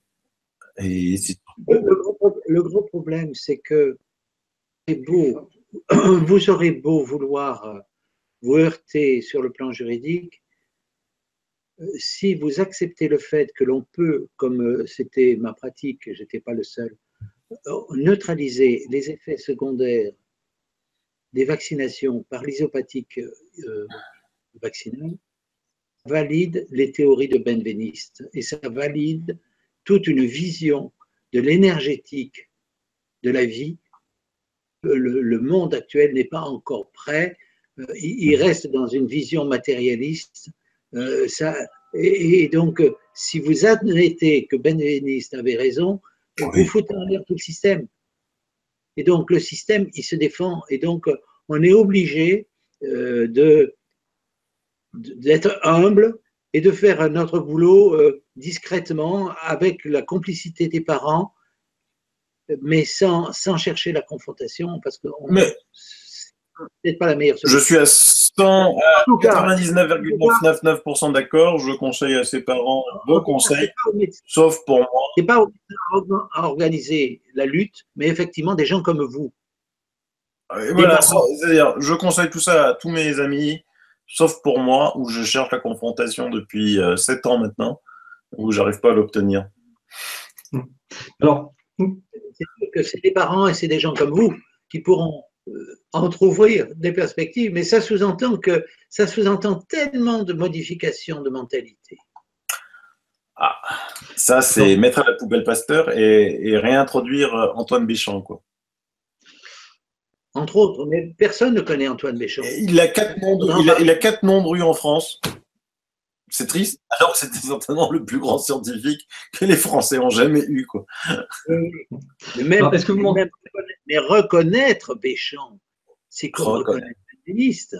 Exact. Ça fout en l'air toute la démarche scientifique depuis 2 siècles.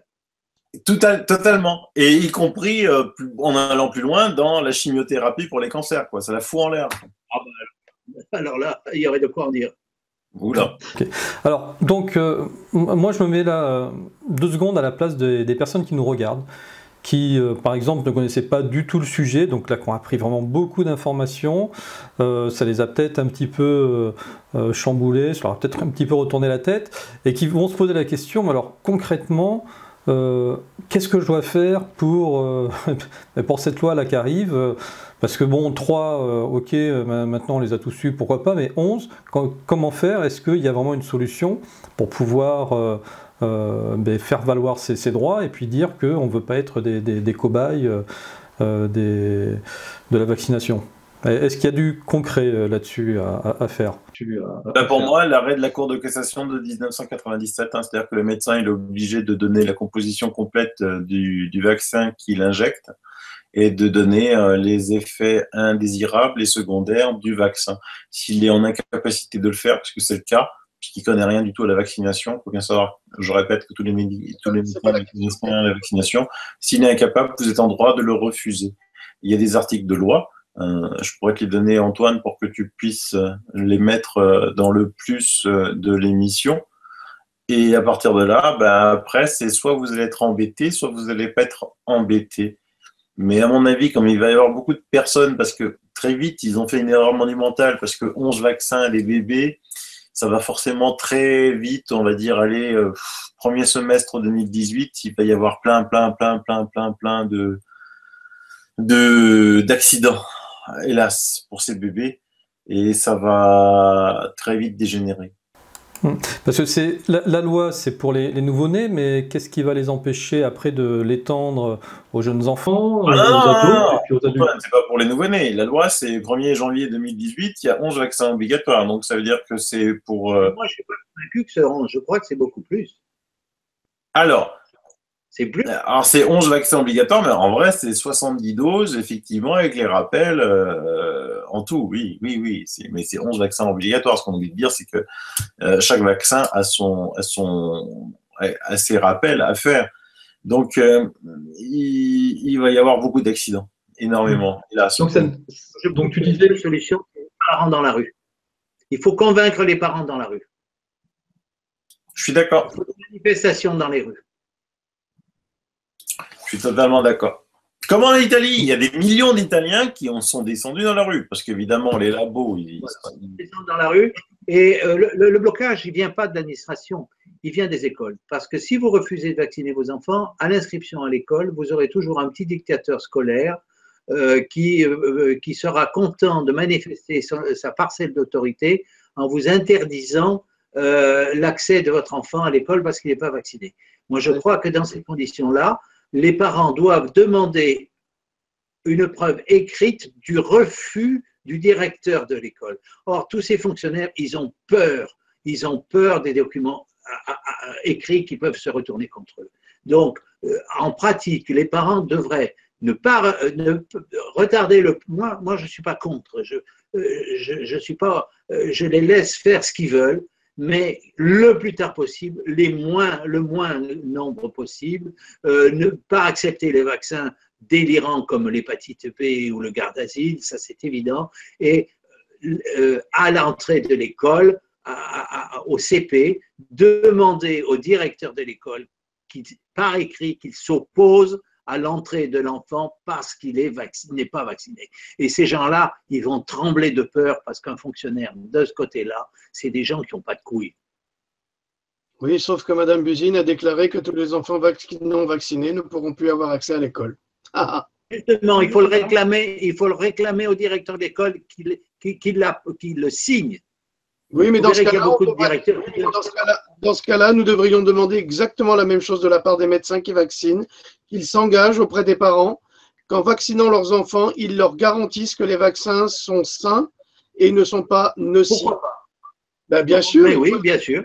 Écoutez, un notaire… Dans ces conditions-là, moi, je je serais confronté à cette situation, je dirais non, je ne peux pas vous l'affirmer, donc je ne me sens pas capable de vous vacciner. Crac. Et ben voilà. Parce que si on le demande, si on demande à un avocat ou un notaire qui ont un devoir de conseil, et quand ils commettent une erreur, on peut porter plainte contre eux parce qu'ils ont commis une erreur professionnelle, une faute professionnelle, nous devrions être capables d'imposer aux médecins de signer un document pour cela. Puisqu'aux États-Unis, il faut signer un document de décharge aux parents avant de vacciner les enfants, ce qui est complètement aberrant. Oui. Donc maintenant, nous devrions exiger la même chose des médecins. Il faut manifester. Oui, alors, il faut manifester. Alors, il y a les parents qui ont manifesté à Paris dernièrement. Il y a eu 50 personnes. 50. Il y en aura peut-être 100 la prochaine fois, mais ne vous inquiétez pas. À partir du 1er janvier, il y en aura plus que 50. Voilà, parce qu'il va y avoir des incidents, il va y avoir beaucoup d'accidents, hélas pour les pauvres bébés. Mais après, aujourd'hui, en 2017, quoi, les manifestations dans les rues, regarde Macron, là, pour la loi travail, il y en a 150 000, 200 000. Ils s'en foutent complètement, ils signent les ordonnances, ils s'en foutent. C'est fini ça. Aujourd'hui, la puissance, elle est dans le savoir et dans la connaissance, elle est dans les réseaux sociaux. Moi, je suis contre. Je manifester dans la rue, j'ai fait ça quand j'étais jeune contre la loi de Vaquet. Les réseaux sociaux n'ont aucun poids pratique. Ça dépend comment. On est peut-être nombreux à se regarder entre nous. Mais regarde, par exemple, moi j'ai toujours été surpris que les Français ils se vaccinaient comme des moutons. J'ai toujours été surpris de tout d'un coup, de cette interrogation en 94 contre l'hépatite B. Je me suis dit, tiens, ça vient d'où? Pourquoi? Comment? Et en 94, il n'y avait pas encore les réseaux sociaux. Et alors là, avec le H1N1 avec Roselyne Bachelot, là, le refus des Français, mais alors quasi à l'unanimité, sans aller manifester dans la rue, j'ai rien compris. J'ai pas compris pourquoi. Ça vient d'où? Alors moi, ce que j'avais remarqué jusqu'en 95, c'est qu'avant chaque élection présidentielle, un an avant, il y avait une grande campagne de vaccination. Et ça finance les campagnes.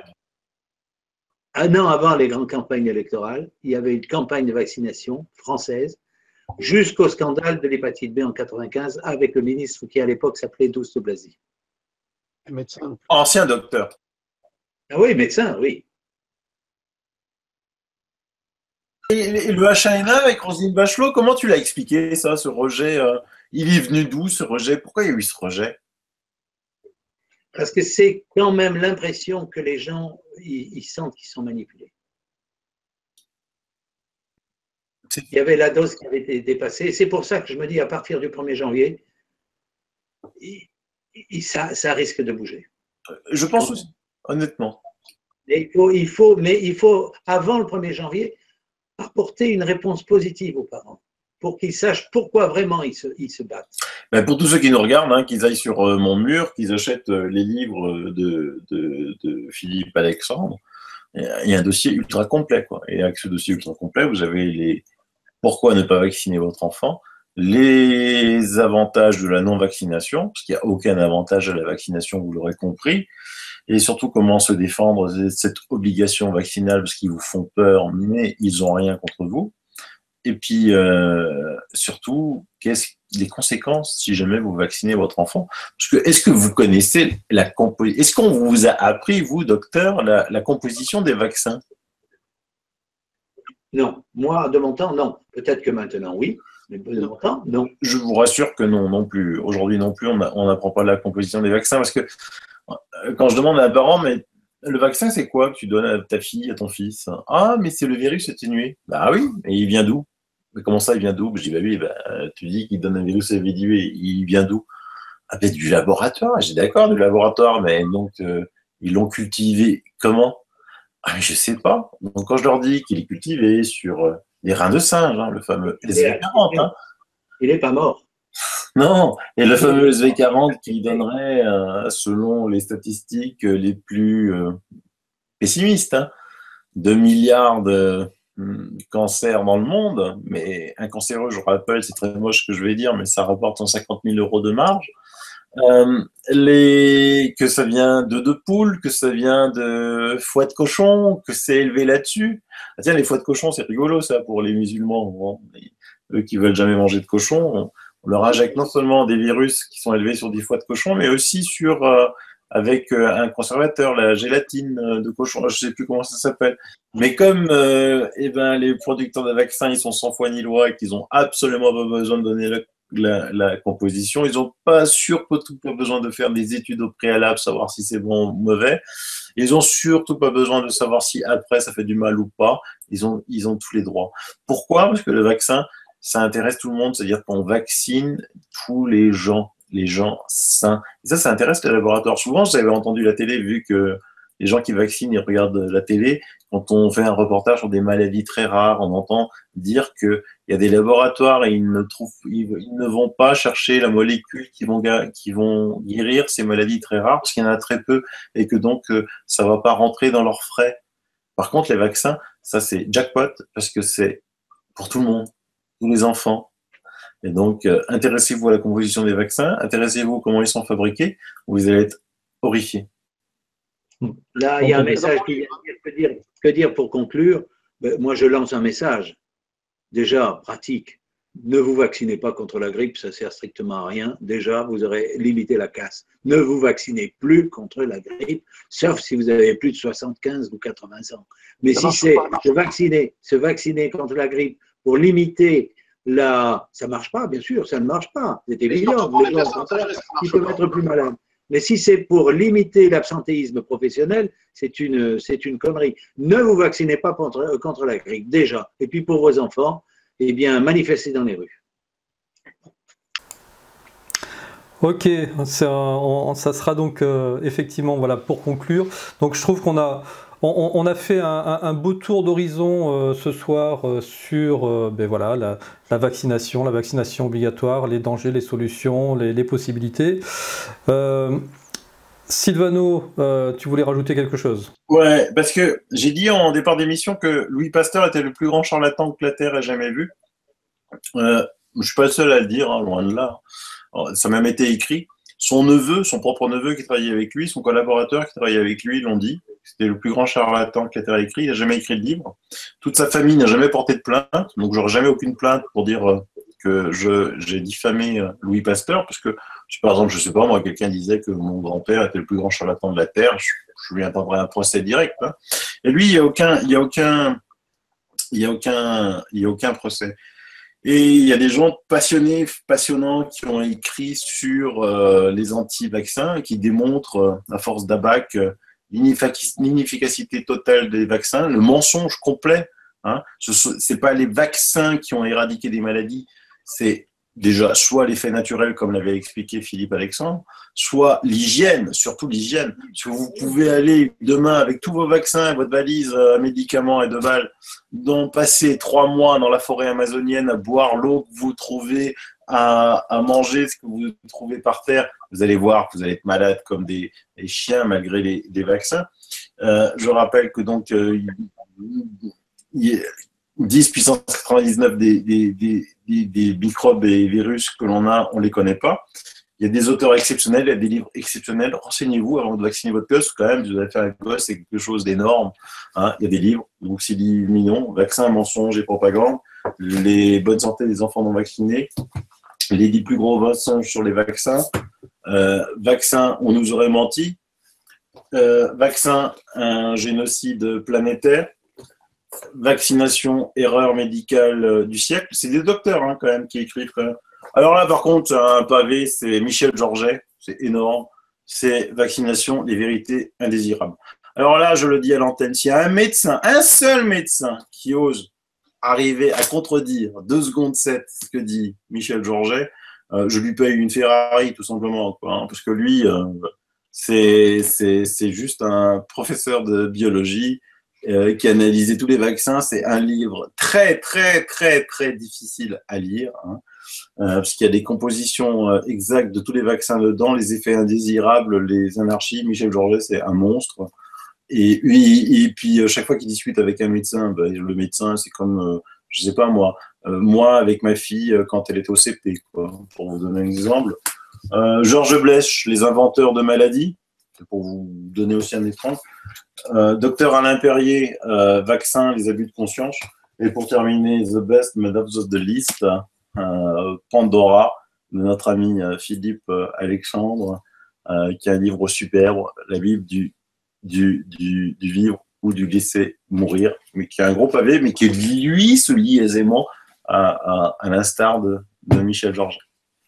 Avec une couverture qui fait trop peur. Allez, tiens, on va passer la parole. Ah oui, mais il fait peur, Philippe Alexandre. La parole à Philippe. Pour conclure, Philippe, qu'est-ce que tu as envie de nous dire? Mais tout a été dit par nos interlocuteurs. Il n'y a rien à rajouter. Silvano a montré un livre par rapport à la vaccination et au génocide de l'humanité. On est exactement, malheureusement, dans cette optique-là. Ça devient dramatique. On est empoisonné par les perturbateurs endocriniens, par les pesticides. Heureusement, le gouvernement vient de reculer sur le glyphosate. Je vous signale qu'il y a du glyphosate dans les vaccins, il y a du glyphosate dans l'eau de pluie, il y a du glyphosate dans la nourriture. Ça devient catastrophique. Donc, c'est terrible parce qu'on doit se battre sur tous les plans. On doit se battre sur la vaccination, on doit se battre sur les médicaments, on doit se battre sur la médecine, on doit se battre sur la nourriture, on doit se battre sur les pesticides, on doit se battre sur l'enseignement, où on enseigne de l'ignorance à outrance et où on détruit le cerveau des gens avec des produits toxiques dans les vaccins. Enfin, ça devient catastrophique et c'est désespérant. Et combien de fois j'ai eu envie de pleurer en faisant mes recherches et en me disant mais mon Dieu, mais c'est pas possible. Ils savaient, ces gens-là, ces gens des laboratoires, ils savent ce qu'ils mettent dans leurs produits.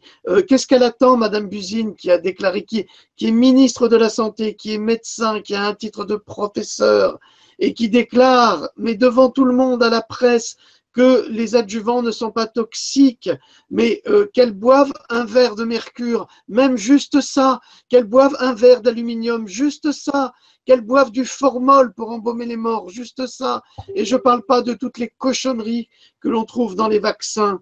Ce que je veux dire, c'est que lorsque l'on attrape un virus dans la nature, c'est un virus qui est volatile, ou on l'attrape dans une nourriture, ou quoi que ce soit, il n'est pas injecté avec tous ces produits toxiques. C'est pas la solution, ça n'a jamais été la solution. On fonctionne du point de vue médical sur un postulat du XVIIIe siècle. Nous sommes au XXIe siècle. Au lieu de renforcer le système immunitaire, qui est la base secrète, et Silvano en a parlé un petit peu au début quand il parle de ces 99 virus que nous transportons dans le flux sanguin et que l'on ne connaît même pas. Ça veut dire que nous avons une banque mémorielle des virus en nous et que cette banque mémorielle est extraordinaire parce que notre corps est extraordinaire et que c'est lui qu'il faut renforcer et non pas le soigner par l'extérieur avec des métaux lourds, avec des produits chimiques, toxiques qui n'ont rien à voir avec le corps. Ma conclusion, c'est ça, c'est renforcer le système immunitaire pour permettre à chaque être humain de se battre honnêtement contre les infections de l'extérieur.